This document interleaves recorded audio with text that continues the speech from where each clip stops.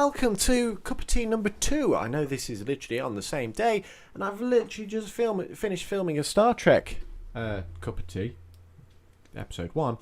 But an article appeared on my phone I really want to quickly talk to you about. Mass Effect Legendary Edition. Yes, that is right, I'm going to be covering game news. So, excuse me, I'm going to be reading this off my phone. This is literally no setup, it's just so important I want to get to it right now. So, I am a big sci-fi nerd. I love Star Trek, I love Star Wars. I mean, I've literally just finished a DC-15. Phaser. Stormtrooper helmet. And I will be getting around to doing some Mass Effect products as well. But, the games, and I'm going to be starting talking about the games from now on. There's been some massive improvements announced on the PlayStation blog that which website is this? Push has just released, and this is an article by Robert Ramsey. It's pretty much was posted 5:45 p.m. UK time. So, for starters, the combat in the first Mass Effect has been overhauled. Yay! As we all know, the combat in Mass Effect 1 is not the best. It was the game that kicked off the franchise. It is dated very quickly. It hasn't aged very well. But this is the massive improvements that they've done. Shepard can now sprint out of combat. So, walking around the Citadel, even though you were in a wee little jog, you can now sprint through it. Melee attacks are now mapped to a button press rather than automatically occurring based on proximity to an enemy. I love in Mass Effect 2 and 3 running up and gunning down a guy at point blank, so if I don't automatically start butting him, that'd be amazing. Weapon accuracy and handling has been significantly improved. Reticle bloom is more controlled. Weapon sway removed from sniper rifles. I hated that. You fire a sniper shot and you boom like that, and it's like, dude, the recoil is ridiculous. Aiming down sights, tight aim, camera view has been improved. It's been a while since I played it, but again, when you zoomed in, you got a very nice big picture of Shepard's head. Improved aim assist for targeting acquisition. All relative enemies now take headshot damage in the first game. I didn't know that was a thing. I didn't know that was a problem. So, some of them apparently didn't, including humanoid enemies. Ammo mods, anti-organic, anti-synthetic, can now drop throughout the whole game.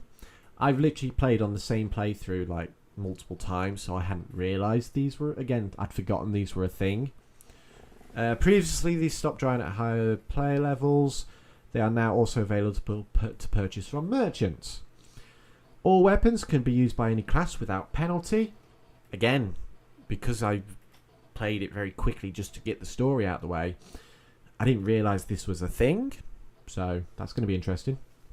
Weapon cooldown much faster, yes please. On some of the weapons, the cooldown was just way too long.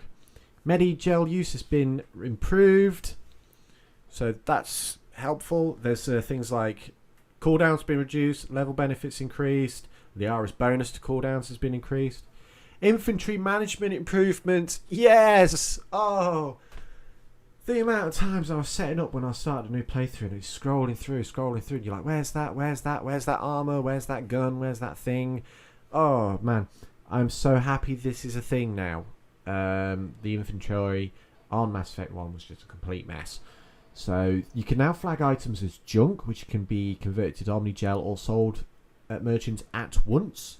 And the stores have a sorting facility now as well. Functionality. So that'll be good. That'll be really good. Some abilities have been rebalanced. Weapon powers have been improved. Effectiveness strength is increased. Duration reduced in some cases. Heat now resets on power activation.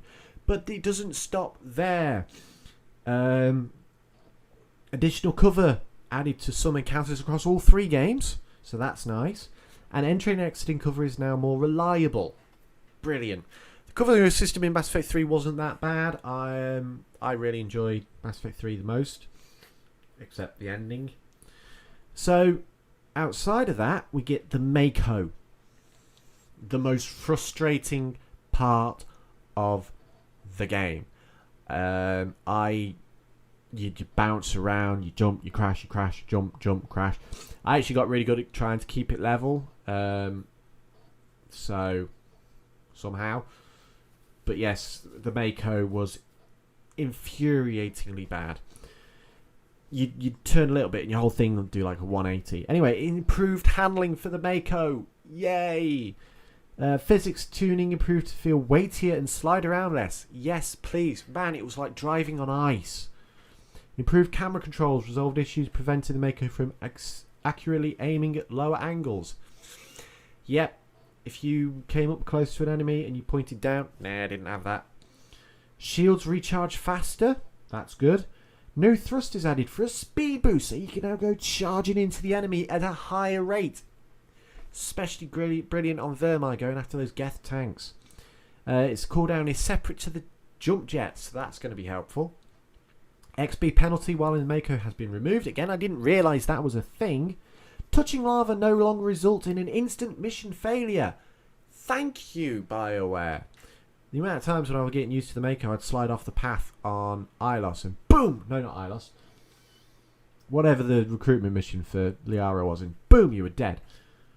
So instead it does damage over time, so that is helpful. I mean, come on, it's such a weak vehicle if you could blow up when it touches lava. Fine. Next up we have the character creation. So obviously Mass Effect 1 it was a bit more, it's one way, and then Mass Effect 2 it was another way, and then Mass Effect 3 it was a completely different way. I missed the scars. My character in Mass Effect 1 had a scar that ran from his forehead down to his cheek, so I actually missed those in Mass Effect 2 and 3. I thought they added a bit of character to your Shepard. It's understandable with the Lazarus Project, that would have healed over because it's not part of his DNA, but still it's interesting that they've now unified it across all 3 games, as well as